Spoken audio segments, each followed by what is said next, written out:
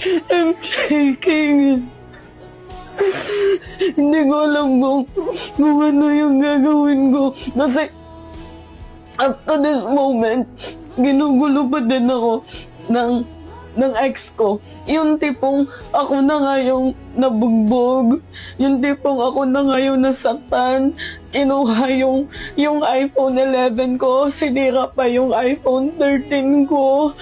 Tapos up to this moment, ginugulo niya pa din ako. Tapos dinadamay niya na yung mga kasamahan kong vloggers katulad ni Jake Magnus na hindi naman kasama sa issue.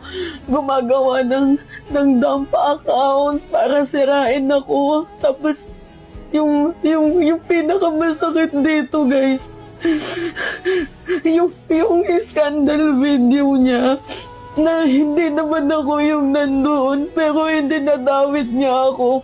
Hindi ko alam kung ano yung reason niya kung bakit niya ginagawa lahat sa akin to. Pero ako maayos po ako nakipag-iwalay sa kanya.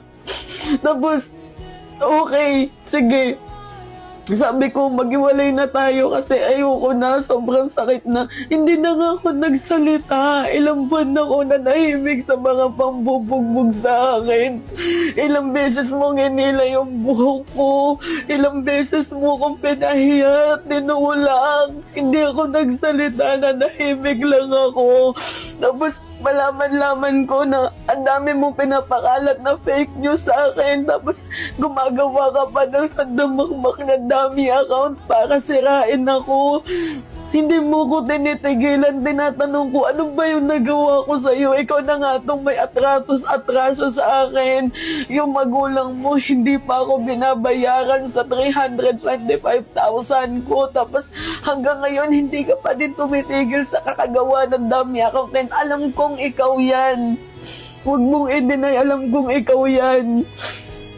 Huwag mong i-deny yan. Sobrang sakit. And up to this moment, guys, yung depression ko mas lumalala, mas dumadami yung tinitake ko na medicine. Kasi minsan may times na gusto ko na lang kitilin yung buhay ko dahil sa ginawa ng ex ko na dinadamay niya ako sa mga scandalous na video niya na kahit hindi naman ako.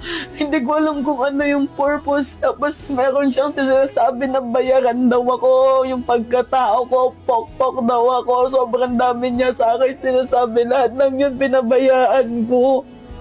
Ang gusto ko lang naman yung tahimik na buhay. Pero hindi mo sa akin maibigay-bigay. Tapos na tayo, diba? Tapos na tayo. Naiiyak ako kasi